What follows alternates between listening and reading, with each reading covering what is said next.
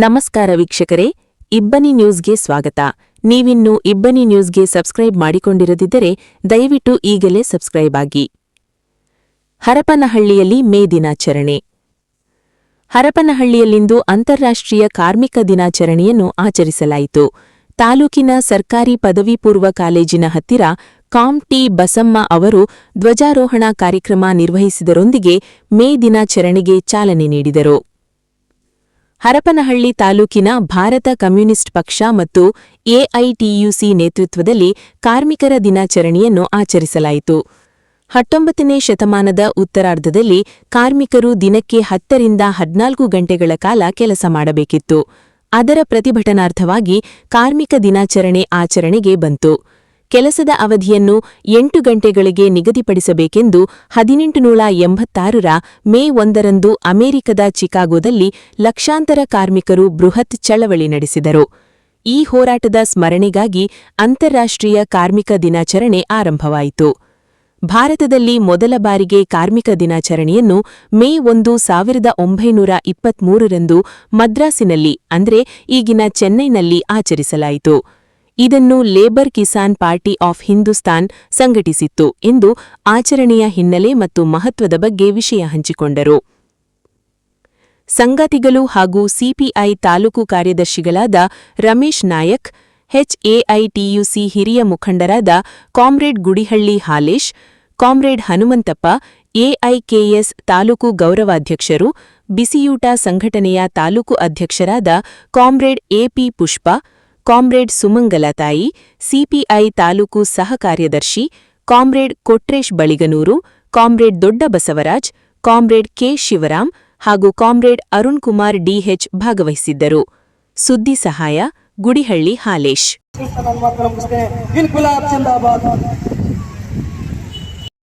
ಕಾರ್ಮಿಕ ಬಂಧುಗಳೇ, ಇವತ್ತು ಒಂದು ಬಹುಮುಖ್ಯವಾದ ದಿನ. ಅದೇನಪ್ಪ ಅಂದ್ರೆ ವಿಶ್ವ ಕಾರ್ಮಿಕ ದಿನ. ಮೇ 1ರಂದು ಇವತ್ತು ಎಲ್ಲಾ ಕಡೆ ವಿಶ್ವದ ಎಲ್ಲಾ ಕಡೆ ಆಚರಣೆ ಮಾಡ್ತಾರೆ. ಅದಕ್ಕೆ ಮುಖ್ಯ ಕಾರಣ ಅಂದ್ರೆ ಎಲ್ಲಾ ನನ್ನ ಕಾರ್ಮಿಕ ಬಂಧುಗಳು, ಎಲ್ಲಾ ನನ್ನ ಕಾರ್ಮಿಕ ಸಹೋದರರು, ನೀವು ಇವತ್ತು ಬೆವರನ್ನು ಸುರಿಸಿ ಇವತ್ತು ದುಡಿಲಿಲ್ಲ, ಈ ಕಟ್ಟಡಗಳನ್ನು ಕಟ್ಟಲಿಲ್ಲ, ದೇವಸ್ಥಾನ ಕಟ್ಟಲಿಲ್ಲ, ಆಸ್ಪತ್ರೆಗಳನ್ನ ಕಟ್ಟಲಿಲ್ಲ ಅಂದ್ರೆ ಇವತ್ತು ನಮ್ಮ ದೇಶ ಭೂಪಟದಲ್ಲಿ ಕಾಣಬಲ್ಲ ಅಂತ ಹೇಳಕ್ಕೆ ಇಷ್ಟಪಡ್ತಾ ಇದ್ದೇನೆ. ಯಾಕಪ್ಪ ಅಂದ್ರೆ ಇವತ್ತು ಕಾರ್ಮಿಕರು ಇವತ್ತು ಬೆವರನ್ನು ಸುರಿಸ್ತಕ್ಕಂಥ ಬೆವರಿನಾನಿ ನನ್ನ ದೇಶದ ಅಭಿವೃದ್ಧಿಗೆ ಒಂದು ಬುನಾದಿ ಅಂತ ಹೇಳಕ್ಕೆ ಇಷ್ಟಪಡ್ತೇನೆ. ಆದ್ರೆ ಇದನ್ನೆಲ್ಲ ಮರೆತುಬಿಟ್ಟು ನಮ್ಮ ಕೇಂದ್ರ ಸರ್ಕಾರ ಏನ್ ಮಾಡ್ತದೆ ಅಂದ್ರೆ ಲೇಬರ್ಗಳನ್ನ ಒಂದು ಪಶುಗಳ ರೀತಿಯಲ್ಲಿ ಕೂರಿಸಿಕೊಂಡು ಬಿಟ್ಟು ಅವರಿಗೆ ಮೂಲ ಸೌಕರ್ಯ ಒದಗಿಸಿದ್ರೆ ಒಂದರಲ್ಲಿ ನೀವು ದುಡಿರಪ್ಪ ತಲೆ ದುಡಿದ ಅಂತ ಹೇಳಿ ಒಂದು ಘೋಷಣೆ ಮಾಡಲಿಕ್ಕೆ ಇವತ್ತು ಲೇಬರ್ ಆಕ್ಟ್ ಅಲ್ಲಿ ಹಲವಾರು ಬದಲಾವಣೆ ತಂದಿದೆ. ಅದರಿಂದ ಏನು ಉಪಯೋಗ ಅಂದ್ರೆ ಕಾರ್ಪೊರೇಟ್ ಕಂಪನಿಗಳಿಗೆ, ಬಂಡವಾಳಶಾಲಿಗಳಿಗೆ ಅವರಿಗೆ ಉಪಯೋಗ ಆಗುತ್ತೆ ಹೊತ್ತು ನಮ್ಮಂತ ಕಾರ್ಮಿಕರಿಗೆ, ಅವರ ಮಕ್ಕಳಿಗೆ ಯಾವುದೇ ರೀತಿಯ ಉಪಯೋಗ ಆಗೋದಿಲ್ಲ. ಸ್ವಾಮಿ, ನಿಮಗೊಂದು ಮಾತಾಡಕ್ಕೆ ಇಷ್ಟಪಡ್ತೇನೆ. ಈ ದೇಶ, ಈ ನಾಡು ಒಂದು ಉದ್ಧಾರ ಆಗಬೇಕಂದ್ರೆ ಇಲ್ಲಿರ್ತಕ್ಕಂಥ ಕಾರ್ಮಿಕರು ತಮ್ಮ ಬೆವರನ್ನು ಸುರಿಸಿ ತಮ್ಮ ಶ್ರಮವನ್ನು ಹಾಕಿದಾಗ ಮಾತ್ರ ಈ ದೇಶ ಉದ್ಧಾರ ಆಗುತ್ತೆ. ಆದ್ರೆ ನೀವು ಅದನ್ನೆಲ್ಲ ಮರೆತುಬಿಟ್ಟು ಇವತ್ತು ಏಸು ರೂಮ್ನಲ್ಲಿ ಕುತ್ಕೊಂಡು ಇವತ್ತು ನೀವು ಏಸು ರೂಮ್ನಲ್ಲಿ ಕುತ್ಕೊಂಡ್ಬಿಟ್ಟು ರಾಜಕೀಯದ ನೆಪಕ್ಕೋಸ್ಕರ, ವೋಟ್ ಬ್ಯಾಂಕಿಗೋಸ್ಕರ ನೀವು ಏನ್ ಮಾಡ್ತಾ ಇದ್ದೀರಾ? ಇವತ್ತು ಕಾರ್ಮಿಕರ ಮಕ್ಕಳನ್ನ ಭವಿಷ್ಯ ಹಾಳು ಮಾಡಿಕೊಟ್ಟಿದ್ದೀರಾ. ಇದೇ ನಮ್ಮ ರಾಜಕೀಯ ಸರ್ಕಾರ. ಇವತ್ತು ರೈತರು, ಕಾರ್ಮಿಕರು, ವಿದ್ಯಾರ್ಥಿಗಳು ಎಲ್ಲ ಸೇರಿ ಬಯಲು ಸೇರಿ ಹೋರಾಟ ಮಾಡಿ ಹರಪನಹಳ್ಳಿಯ ಏನು ಕಲ್ಯಾಣ ಕರ್ನಾಟಕದ ಅನುದಾನ ಸೆರೆಗೆ ಹಂಚಿಕೆ ಆಗ್ತಲ್ಲ, ವಿದ್ಯಾರ್ಥಿಗಳಿಗೆ ಆಗ್ತಲ್ಲ, ನೀರಾವರಿಗೆ ಆಗ್ತಲ್ಲ, ಕಟ್ಟಡ ಕಾರ್ಮಿಕರಿಗೆ ಆಗ್ತಲ್ಲ, ಇವತ್ತು ಕಮಿಷನ್ಗೋಸ್ಕರ ಅದು ಮಾತ್ರ ಕಲ್ಯಾಣ ಕರ್ನಾಟಕದ ಕಲ್ಯಾಣ ಕರ್ನಾಟಕ ಇವತ್ತೇನಾದ್ರು ಹೋರಾಟ ಮಾಡಿದ್ರೆ ನಮ್ಮ ಭಾರತ ಕಮ್ಯುನಿಸ್ಟ್ ಏನಿಸಿ. ಹಾಗಾಗಿ ಇವತ್ತು ಅದಕ್ಕೋಸ್ಕರ ನಾವು ಇವತ್ತು ಕಾರ್ಮಿಕ ದಿನಾಚರಣೆಯನ್ನ ಸಾಂಕೇತಿಕವಾಗಿ ನಾವಿವತ್ತು ಧ್ವಜಾರೋಹಣ ಮಾಡೋದ್ರ ಮುಖಾಂತರ ಇವತ್ತು ಕಾರ್ಮಿಕ ದಿನಾಚರಣೆ ಆಚರಣೆ ಮಾಡ್ತೇವೆ. ಮುಂದಿನ ದಿನಗಳಲ್ಲಿ ಈಗ ನಮ್ಮ ತಾಲೂಕಿನ ಏನು ನಾವು ತ್ಯಾಗ ಬಲಿದಾನ ಆದರೂ ಕೂಡ ಅಭಿವೃದ್ಧಿಗೋಸ್ಕರ ಈ ದೇಶದ ನಮ್ಮ ಹರಪನಹಳ್ಳಿ ತಾಲೂಕು ಭಾರತ ಕಮ್ಯುನಿಸ್ಟ್ ಪಕ್ಷ ಮುಂದಿನ ದಿನಗಳಲ್ಲಿ, ಮುಂದಿನ ಪೀಳಿಗೆಯಲ್ಲಿ ಆದರೂ ಕೂಡ ವಿಧಾನಸೌಧದಲ್ಲಿ ಇರಬೇಕು, ಪಂಚಾಯತಿಯಲ್ಲಿ ಇರಬೇಕು, ತಾಲೂಕು ಪಂಚಾಯತಿಯಲ್ಲಿ ಇರಬೇಕು. ಆ ಹಿನ್ನೆಲೆಯಲ್ಲಿ ಕೂಡ ನಾವು ರಾಜಕಾರಣ ಕೂಡ ಮಾಡ್ತಾರೆ. ಜನರಿಗೆ ಅಭಿವೃದ್ಧಿಗೋಸ್ಕರ ರಾಜಕಾರಣ ಮಾಡ್ತಾರೆ.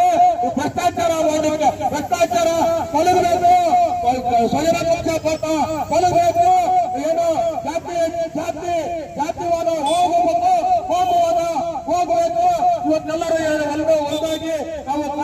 ದಿನಾಚರಣೆ ಮಾಡೋಣ. ಎಲ್ಲರೂ ಒಟ್ಟಾಗಿ ಇವತ್ತು ಅರಪಳ್ಳಿನ ಅಭಿವೃದ್ಧಿ ಮಾಡೋಣ. ಇವತ್ತು ಹೋರಾಟ ಅರಪಳ್ಳಿಯ ಹೋರಾಟದ ಹಿನ್ನೆಲೆಯನ್ನ ಮುಂದುವರಿಸೋಣ ಅಂತ ಹೇಳಿ ಎಲ್ಲರಿಗೂ ವಿಶ್ವ ಕಾರ್ಮಿಕ ದಿನಾಚರಣೆಯ ಅಂಗವಾಗಿ ಎಲ್ಲರಿಗೂ ಕೂಡ ಕ್ರಾಂತಿಕಾರಿ ಅಭಿನಂದನೆಗಳು. ಇನ್ಕ್ಲಾಬ್ ಜಿಂದಾಬಾದ್. ಒಂದಾಗಿ ವಿಶ್ವ ಕಾರ್ಮಿಕರೇ ಒಂದಾಗಿ ವಿಶ್ವ ಕಾರ್ಮಿಕ ದಿನಾಚರಣೆಗೆ ಜಯವಾಗಲಿ. ಲಾಲ್ ಸಲಾಂ ಜಿಂದಾಬಾದ್. ಲಾಲ್ ಸಲಾಂ ಜಿಂದಾಬಾದ್. ಹೇ ಕೃಷಿ ಜಿಂದಾಬಾದ್. ಹೇ ಕೃಷಿ ಜಿಂದಾಬಾದ್. ವಿಶ್ವ ರೈತ ಕಾರ್ಮಿಕರೇ ಒಂದಾಗಿ ಬಂಡವಾಳಶಾಹಿಗಳ ಆಡಳಿತ ತೊಲಗಲಿ. ಕಾರ್ಮಿಕರ ಆಡಳಿತ ಬರಲಿ. ವಿಶ್ವ ರೈತ ಕಾರ್ಮಿಕರೇ ಒಂದಾಗಿ ಇನ್ಕ್ಲಾಬ್ ಜಿಂದಾಬಾದ್.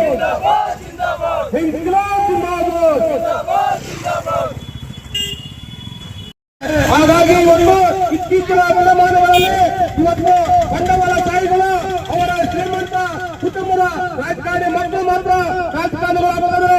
ನಮ್ಮ ಅರಪಳ್ಳಿಯಿಂದ ಇರುವುದು ಎಲ್ಲಿಯಿಂದ ಇರುವುದು ರಾಜಕಾರಣಿ ಮಕ್ಕಳು ರಾಜಕಾರಣಿ. ಆದ್ರೆ ಅದು ಉತ್ತರ ಆಗಲ್ಲ. ಇವತ್ತು ಬೆವರದ ಪಾಲನ ಯಾರು ಬೆವರಿಗೋಸ್ಕರ ಈ ದೇಶದ ಈ ಅರಪಳ್ಳಿ ನೆಲಕ್ಕೋಸ್ಕರ ಹೋರಾಟ ಮಾಡ್ತಾರೆ, ರೈತರಿಗೋಸ್ಕರ ಹೋರಾಟ ಮಾಡ್ತಾರೆ, ಕಾರ್ಮಿಕರಿಗೋಸ್ಕರ ಮಾಡ್ತಾರೆ, ಅವ್ರು ಮಾತ್ರ ವಿಧಾನಸೌಧದಲ್ಲಿ ಇದ್ರೆ ಮಾತ್ರ ನಿಮ್ಮ ಅರಪಳ್ಳಿ ಅಭಿವೃದ್ಧಿ ಆಗುತ್ತೆ. ರಾಜಕಾರಣಿ ಮಕ್ಕಳು ಮತ್ತು ರಾಜಕಾರಣಿಗಳಾಗಲೇ ಆಗಲ್ಲ. ಇವತ್ತು ಗಣಿಮಾಲೀಕರ ಮಕ್ಕಳು ಗಣಿಮಾಲೀಕರು ನಮ್ಮ ತಾಲೂಕಲ್ಲಿ ಆಗ್ತಾರೆ, ರಾಜಕಾರಣಿ ಮಕ್ಕಳು ಕುಟುಂಬ ರಾಜಕಾರಣಿ ಆಗ್ತದೆ. ಶೋಷಿತರ ಚೇತನವೇ ಸ್ವೀಕರಿಸು ಅರುಣ ಪತಾಕಿಯೇ ಸ್ವೀಕರಿಸು ಶೋಷಿತರ ಚೇತನವೇ ಸ್ವೀಕರಿಸು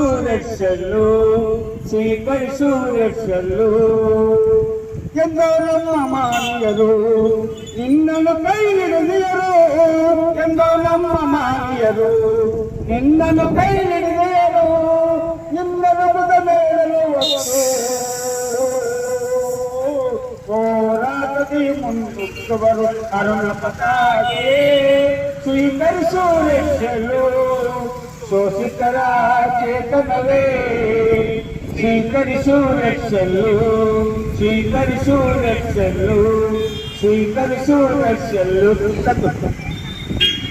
ರಾಷ್ಟ್ರಗೀತೆಯನ್ನು ಆಡಿರ್ತಕ್ಕಂಥ ಭಾರತೀಯವರಿಗೆ ಧನ್ಯವಾದ ತಿಳಿಸ್ತಾ ಈ ಒಂದು ಧ್ವಜಾರೋಹಣ ಕಾರ್ಯಕ್ರಮದಲ್ಲಿ ಶೋಷಣೆ ಮಾಡುವಂತ ಕಾನೂನುಗಳನ್ನ ಇವತ್ತು ನರೇಂದ್ರ ಮೋದಿ ಇವತ್ತು ಕಾರ್ಪೊರೇಟ್ ಗುಲಾಮಗಿರಿ ಸರ್ಕಾರ ಜಾರಿ ಮಾಡ್ತಾ ಇದೆ.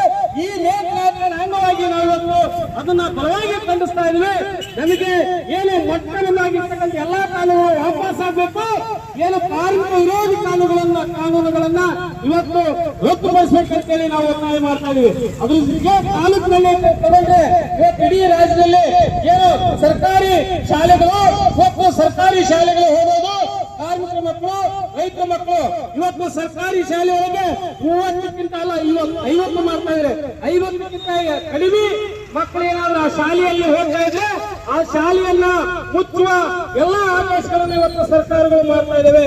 ಆ ಶಾಲೆಯನ್ನು ಮುಚ್ಚಿ ಗ್ರಾಮ ಪಂಚಾಯತ್ಗೆ ಸಂಬಂಧಪಟ್ಟಂತೆ ಕೆಪಿಎಸ್ ಸ್ಕೂಲ್ಗಳನ್ನ ತೆಗೆದು ಇವತ್ತು ನಮ್ಮೂರೊಳಗಿರ್ತಕ್ಕಂಥ ಶಾಲೆಯನ್ನ ಮುಚ್ಚುವಂತ ಹಂತಕ್ಕೆ ಸರ್ಕಾರ ಇವತ್ತು ಕೈ ಹಾಕಿದೆ.